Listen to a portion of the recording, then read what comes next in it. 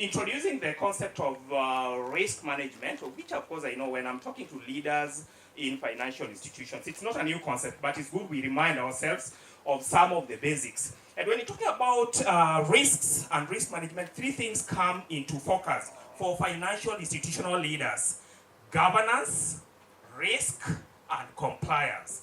Our governance responsibilities, risk management, and ensuring that we play our role or we exist within a regulated environment, within a compliance or regulatory framework. By the way, you will get that in Kenya or all over the world. Only institutions in financial intermediation are required to exercise their business within a compliance environment. And which are those in Kenya? Could you please, I want our session to be very interactive. So which are the 5 financial sector regulatory contexts? SASRA for Sacco societies, IRA for insurance companies, RBA for retirement benefit authorities, Central Bank of Kenya for banks, and CMA for capital market institutions. In all those, you will get to note that they are all in the business of financial intermediation. And when I talk about financial intermediation, I'm simply referring to institutions which provide a platform where excess economic units bring their funds, that is savers, and deficit economic units, borrowers, will come to borrow. And in facilitating that business, you will always appreciate that the risks are high and dire. However well-intentioned, and by the way, I need to really highlight this. When other commercial enterprises fail, be it supermarkets, manufacturing concerns, maybe the business model went wrong. Maybe they did things wrong. But for financial institutions, sometimes your intentions could be very positive, very enterprising. But however good your intentions were, you will find that sometimes you've gone wrong because either you mismeasured risks or you failed to appreciate the extent of the risks which will exist in that particular decision you are making. And as such, that is why we need to continuously keep on reminding ourselves that risks and risk management is a critical role we need to play. Now, governance. And by the way, I'm talking to leaders. Governance. So I said my session should be interactive. And I believe the other mic is around. So could you please pass the mic around? And to hear your perceptions on what governance is. Governance. Governance from the plenary. Let's make the session interactive, please. We have not come here for a lecture. We've come here to remind ourselves on our roles in governance, risk management, and compliance. So, what governance is all about? Viongozi, inawauliza kazi yenu ni gani? Because you people are playing the role of governance. Viongozi, kazi yenu ni gani? Governance is about leadership. Excellent. To provide leadership, isn't it? Good. Excellent. Any other? Yes, sir. Governance is about management. Yeah, management. To coordinate activities of an institution. Yes. I also want to hear about governance from a cooperative or from a financial institution perspective.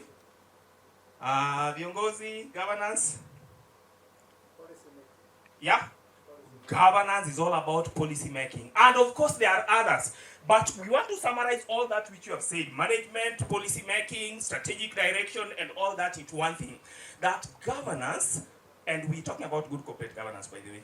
Because there is poor governance and there is good corporate governance. In the context of a financial institution, where we talk about, we look at governance as the process, the rules, the laws which have been put in place, the procedures which have been put in place, such that in the context of a Sacco society, you balance all the economic and social interests of your stakeholders, now and into the future. You balance the social and economic goals or interests of your stakeholders. That is what good corporate governance is all about. In that, within your Sacco, you have members and you have stakeholders. Stakeholders could be the wider society. Stakeholders could be the government. Stakeholders could be your suppliers, your employees, in all that. Such that if you are exercising governance in a Sacco environment, you are expected to make decisions which are going to balance the interests, the goals, individual and communal goals. Not only individual goals, individual and communal goals. Develop policies which are going to protect the Sacco's current stakeholders, and even those who are yet to be born, as the Deputy CEO indicated, are also stakeholders. Those who are yet to be born, those who will be born 50 or 100 years from now, when we will no longer be in this earth, that they will say that our forefathers built Fortune Sacco, our forefathers built Boresha Sacco, and we are facing it, we are having it today. Note that there used to be Kina Mayieka, some crooks who were running Bekiku Sacco in the 2025. They ran down and there is no longer. And we will now be talking of history. There used to be Benkiku Sacco. Are we getting it, leaders? That we need to ensure that we exercise our economic decision making, the context of our governance responsibilities, to ensure that that institution is stable not only now, but also into the future. And not only serve the interests of the current membership, but also serve the interests of the wider societal stakeholders in the Sacco. And to be able to do that, it is all about risks. Because institutions fail because they don't manage risks. Then, again, I said that it is only in financial intermediation, financial institutions, which exercise their business responsibilities in a highly regulated environment. And this leads me to the next question. Is regulation good or bad? Is compliance good or bad? Why do you think it's good? It controls. Because sometimes, by the way, in this country, Kenya, there's a law in our penal code which says that attempting to commit suicide is a criminal offense. Why? And that is my life. Si maisha ni yangu, kwa nini munipanish kwa kujaribu kujitoa uhai? That the moment you came into existence, lazima ulipe tax na usumbuke na wengine wetu wote for your entire life until you go off, until you exit naturally. And that's the same thing we are reminding you as SACCOs, that the moment you voluntarily came together as members of Fortune Sacco and started mobilizing savings from your member, we will not allow you to make decisions which are detrimental to your existence, your stability, and your sustainability. We will not allow you to take risks which are likely to harm you as Solution Sacco, which are likely to harm you as Invest and Grow Sacco. And that is why we exist in a highly regulated environment. Because if you take risks which are likely to harm you, it is not only the members of Invest and Grow Sacco will suffer. There is a wider societal harm. And we know there are conversation which is going on in Kenya right now. As Sacco societies, we are experiencing what is called systemic risk. Some of the risks are driven by reputation. Perceived, whether real or imagined. And some of it is all about just perception which has been created by misleading information. You haven't experienced that challenge? There are SACCOs which are experiencing membership exits. There are SACCOs which are experiencing contracted member savings because of concerns that some, just perception, some might be real of what is existing in the SACCO sector. And that is why we need to be, as leaders, we need to be proactive in appreciating these risks and managing them appropriately. So, that leads me to another practical example I would wish to highlight. As Sacco, you will wish to see it as a village granary. I see everybody here is of age of majority, so we must have come from some village and seen a granary. That village granary, what is its purpose? To store grains for the family, to support its grain needs over maybe a period of a year or into the future, isn't it? Who are the beneficiaries of that village granary?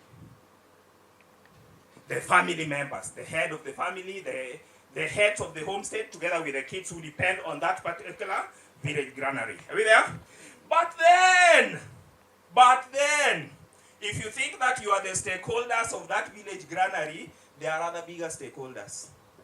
And these bigger stakeholders are the rats, the lizards, the ants which stay in that granary. To them, it's not only a source of food, it is also their home. It is also their home. And that is how SACCOs are also financial institutions. There are people whom if Solution Sacco, or Boresha Sacco, or Mwalimu National Sacco is hurt, regardless of the fact that it has a direct impact on them, they will suffer. They are the lizards, the rats which we are talking about. And that is why in financial, if Nakumat collapses, we move on to Tuskys.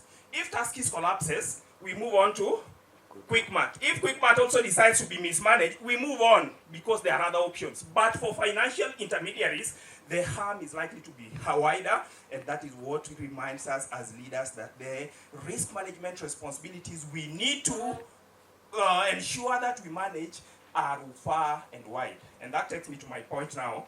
What are risks? What are risks? Risks can either be uncertainties into meeting your objectives, uncertainties of the future. As each and every SACCO here, you have your strategic plans, you have your strategic objectives. You have the best ideations you have for the future of your SACCO. But then there are uncertainties which are good, and some of those uncertainties, when you manage them well, you are likely to derive benefit for your SACCO if you properly identify them and manage them. I know most of those risks have already been highlighted, but I just want to have a plenary ideation from you people on what you think are the critical risks you need to manage within your SACCOs. And by the way, let's be reminded that these risks are classified into two categories: financial and non-financial. But let's just mention them randomly first of all. Yes, viongozi. They had already been highlighted, most of them. They had already been highlighted. As you pursue your strategic initiatives, which are these uncertainties, the challenges which are likely to impede you from achieving your objectives? Yes, sir. Liquidity risks. And please, if you have a pen with you, I want us to list them down for liquidity risks. Yes, madam. Reputational risks. Reputational risks. The House of Lords, those at the back, we can refer that area as the House of Lords. So from the House of Lords,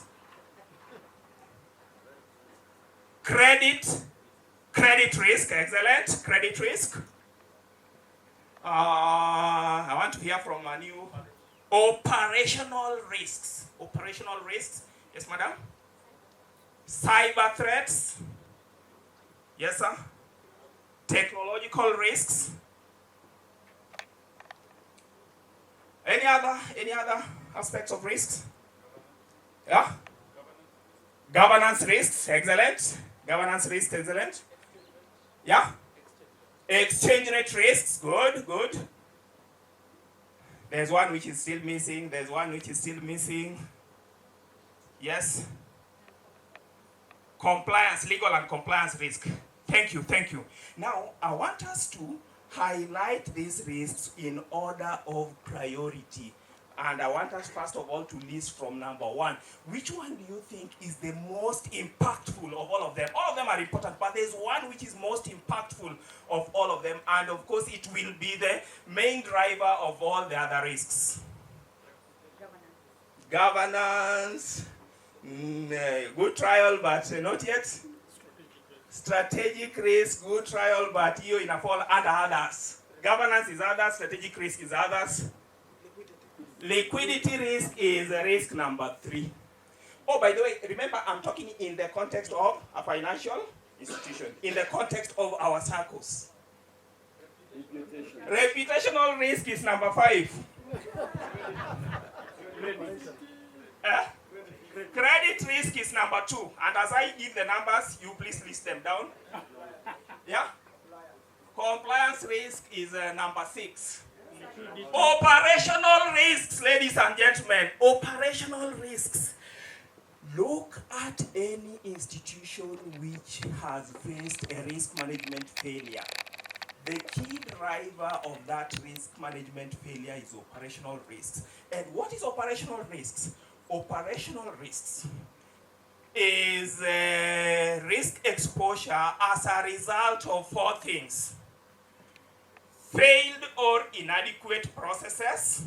So when we talk about technology, credit, when a Sacco experiences credit risk, it's because the credit appraisal process failed, isn't it? You have poor credit appraisal processes or credit policies. So failed or inadequate processes, people, systems, and external events.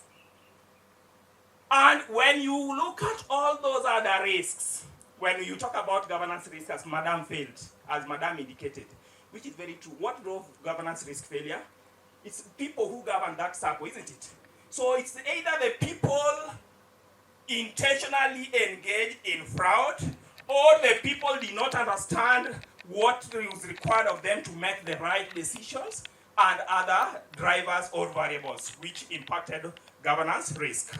So, failed or inadequate processes. And who develops processes in a Sacco? They are here, the leaders, the board of directors. So as a leader, when you have a responsibility to exercise leadership in any institution, please do not leave anything to individual discretion. Always ensure that processes are there and they are well conceptualized processes, so that they don't fail or they are inadequate. When you go to any Sacco, and I know you have those practical experiences of Saccos who have had a credit risk exposure, maybe a large proportion of non-performing loans. It's all about the processes failed. Nothing much. It's all about either the processes failed, or they were not there, or they were inadequate, or they were intentionally compromised. Tuko hapo viongozi. So that is operational risk. When in this era, we are also talking about systems. When you don't leverage on technology to help you manage your risk exposures, when there are no systems, or even if the systems are there, they are compromised. But the Deputy CEO talked about that in this current era, we don't talk about break-ins into our strong rooms. We talk about cyber attacks into our institutional frameworks, because most of us have gone to cloud-based banking, whereby members can access our facilities and services from wherever they are. So when you don't also manage your systems or acquire robust modern systems which are going to help you offer cutting-edge products, you are likely either to fail in your strategy, or those systems you have, those poor systems you have procured are going to impact you negatively. And of course, there are also external events. Number 2 was credit risk. And you will get to know, I've already indicated that credit risk is driven by operational risks. Poor credit policies, poor recovery policies, poor credit appraisal, and all the aspect of the entire credit administration mechanism within our Sacco. If you don't well think about it, you're likely to experience challenges. Number 3 was liquidity, the lifeblood of any Sacco. And you see, as I indicated this, if you don't have proper asset and liability management policies, it's all about the processes. It's liquidity, but how does liquidity trick in into a financial institution? If you don't have a proper asset and liability management, cash inflows and cash outflows, you will realize that you will experience liquidity risk. By the way, what is liquidity risk? Maybe I'm also being overthinking. What's liquidity risk? Bwana CEO, liquidity risk.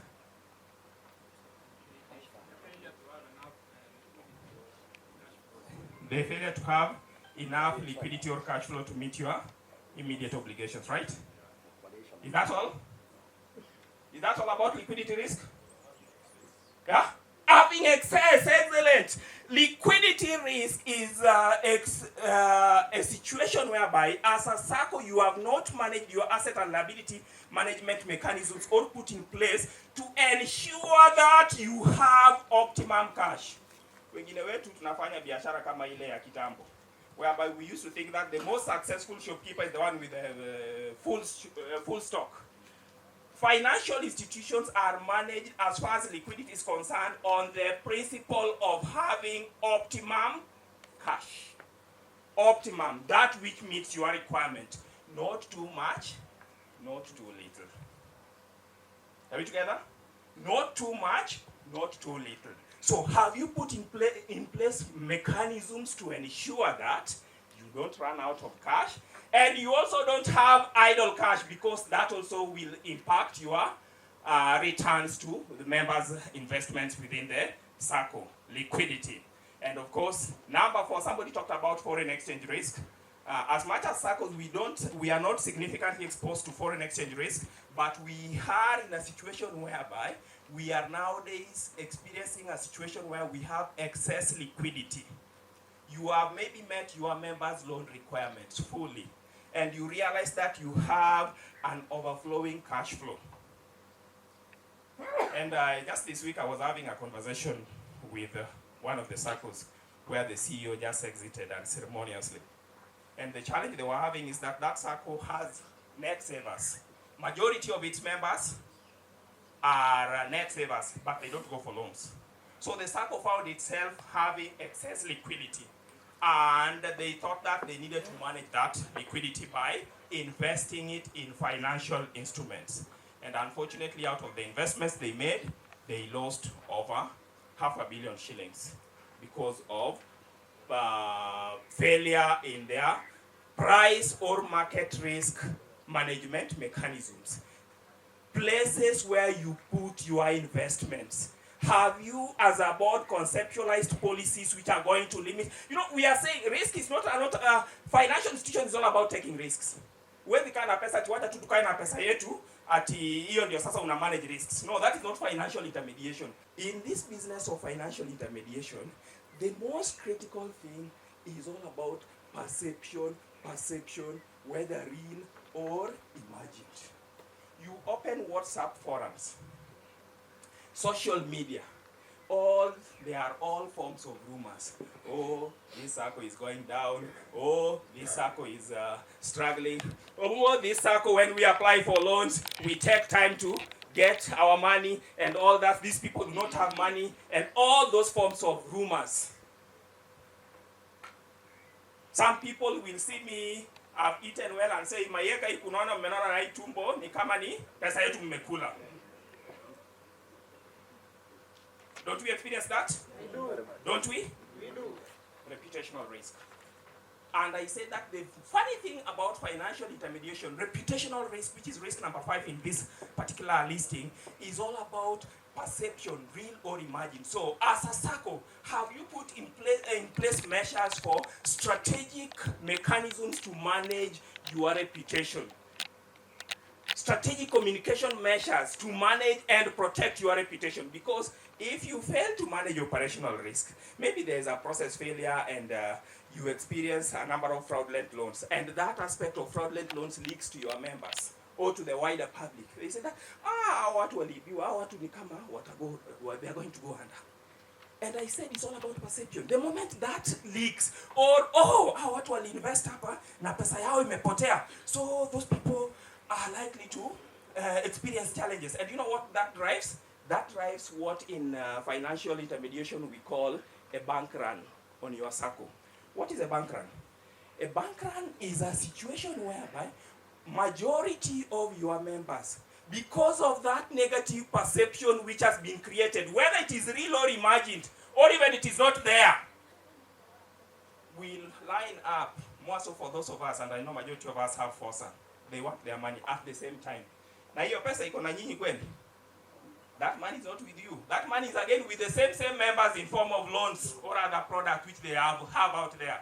But they all run to the Sacco or to the bank at the same time and say that, okay, we want to withdraw, tumesikia kuna shida hapa hivi. A bank run on the Sacco. And when you experience a bank run, and there's a bit of it which is in the market right now for the last few months, when you experience a bank run, it drives what we call now systemic risk. Systemic risk is now when the entire sector is impacted. You can imagine a situation whereby a majority of almost all Saccos have members with making withdrawals in an uncoordinated manner. It's likely to significantly harm the sector. So what does that remind us? That as leaders, we have a responsibility to always manage risks at all given times. We need to dedicate enough time to discussion of issues to do with risk management. In conclusion, before we go for tea, I want us to note one word which will guide us in risk management activities, and that is camels, munyama. Camels, munyama. Just write it down. Camels is C-A-M-E-L-S. Camels. Leaders, we can talk a lot, we can say a lot of issues, and we might forget, because learning is all about picking a few after forgetting majority of what was shared in that particular forum.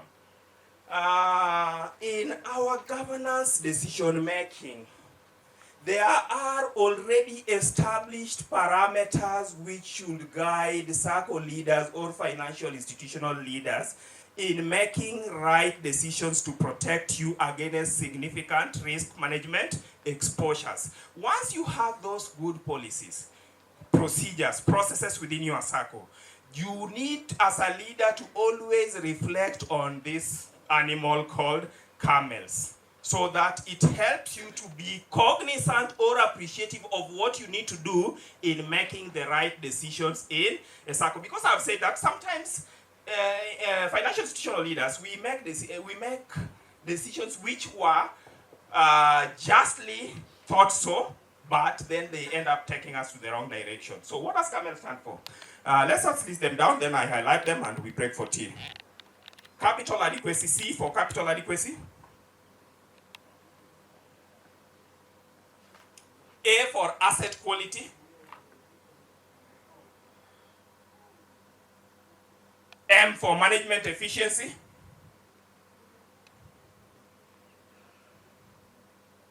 E for earnings. L for liquidity. And S for, what does S stand for? S? S for somebody saying systems? No? Sensitivity. Thank you. And by the way, S was recently introduced. So as a leader, ninataka niwarahisishie hii kazi vizuri kabisa. Sitaki nianze kuwasumbua na visungu nyingi ya risk management. You need necessarily not to be risk management. This time, these issues, risk management, as leaders, we don't need to make policies and then leave the executives to implement. But the executive are the ones to advise us, then we come up, we conceptualize the policies for them to implement. So as the executive guides us, at the back of your mind, when you are making a leadership strategic decision to drive your Sacco in an environment of growth, stability, and sustainably so for future generations, key issues which needs to be at the back of your mind. Number one, we have talked about capital adequacy. What do you mean by capital adequacy? That at all given times, capital are the pillars which are holding your Sacco. Capital are the pillars which are holding your Sacco. Because the more, as you grow as a Sacco, you onboard more and more risks. As you grow, as you increase your asset base. By the way, the asset base, financial institutions are the only institutions whereby 90%, and specifically SACCOs, these are the only institutions whereby a large proportion, over 90% of what you purport to own is not with you. Because our assets are, what are our assets as the SACCOs? The loans, the loan book. Is this loan book in your safe house somewhere? It is out there with those members. And that loan book can deteriorate very fast from a high of billions to a few billions in a very short period of time if right policies are not exercised. So what do we need to do? When we grow and board more and more credit risk by growing the loan book, operational risk by expanding our branch network or our product offerings, we need to also ensure that we have enough capital. Capital acts as shock absorbers. Bwana CEO talked to us about banks, that banks are now required to increase their minimum capital requirements. And what banks will specifically do, because those are commercial enterprises owned by individuals, they'll be required to do what we call capital add-ons. Are we together? Capital injections for the shareholders. But for SACCOs, what do we need to do? For SACCOs, because I don't think that in a SACCO society you're going to tell your members that, okay, leo members, tunataka kufanya improve our capital adequacy, mulete pesa. They'll vote you in the next day. They'll vote you out. Ni ukweli ama ni uongo? They'll vote you. So what do you need to do? Huh? Excellent. In each and every earnings distribution, always set something aside. Leaders, let us stop this populist politics of comparing SACCO performance with the dividends which they pay. Financial intermediation is not about profitability alone. Stability and growth is more important rather than earnings. Are we together? So in each and every earnings distribution, retain something to build your capital reserves. So that as you grow as a SACCO, as you onboard more and more risks, you are also stronger. You know, it's just like growing a tower with weak pillars. Yes, you will grow. It will look very beautiful. But if the pillars, the capital levels are not adequate to support that risk you are onboarding, it will be risky for you as a SACCO. Number 2 is asset quality. Asset quality is simply just the quality of your loan book. We can have 2 SACCOs whereby both of them have a capital asset base or a loan book of 10 billion, but one will be having a very poor quality asset. And how do you protect that asset quality? By ensuring that you have proper credit management policies. So at any given point in time when you are making a strategic decision as a SACCO, you need to remind ourselves that, is this strategic decision, as far as risk is concerned, going to protect the quality of our assets? Are we growing? Yes, we are growing our loan book, but is it a quality loan book? Management efficiency. Management efficiency is the third one under CAMELS, basically measured by the returns to members and the trust the members have in you. It's all about how you manage your reputation as management and making the right decisions, which will be measured by maybe the returns, the stability, and the progress of the SACCO. And then number 4 is earnings. Lakini utapatanga, around this time of the year, utapata circulating, and I'm not trying to belittle it, but me, I always differ with it. I've seen it even in professional forums, CISPAC forums. Some of you of us here, we share groups here, the CEOs here. People trying to say that various SACCOs, how they paid dividends. And you know, we like using that aspect of dividends. And we know how misleading it is. To please or to try to play a positive perception or maybe attract membership. But that is not the right decision as far as risk management is concerned. You know that it falls, yes, it is good, but it falls down at number 4. Are we together? So earnings is good, but it is better when they are stable earnings now and into the future. The keynote speaker highlighted all these issues, that corporate Kenya is awash with institutions which in the past we used to call blue chips. Blue chips, you know them. I'll also not mention them for, of course, protecting my personality. I don't want to be sued. But where are they? They used to pay attractive dividends, but were those dividends sustainable? Those institutions simply didn't manage risks, or they mismanaged, or they mismeasured their risks, and they exposed themselves to that. So, because maybe they only focused on earnings and forgot to manage aspects of capital adequacy and all those other parameters. And of course, we talked about liquidity, very critical, because financial intermediation is all about perception. At all given point in time, you need to ensure you have all optimum liquidity levels to meet your liquidity needs. And of course, recently, a sensitivity was introduced to touch on how responsive are you to any stress in the market. Some SACCOs went during COVID and they have never woke up. COVID swept them off their feet. Some SACCOs, the moment there is a cough in the market, like right now we have a cough.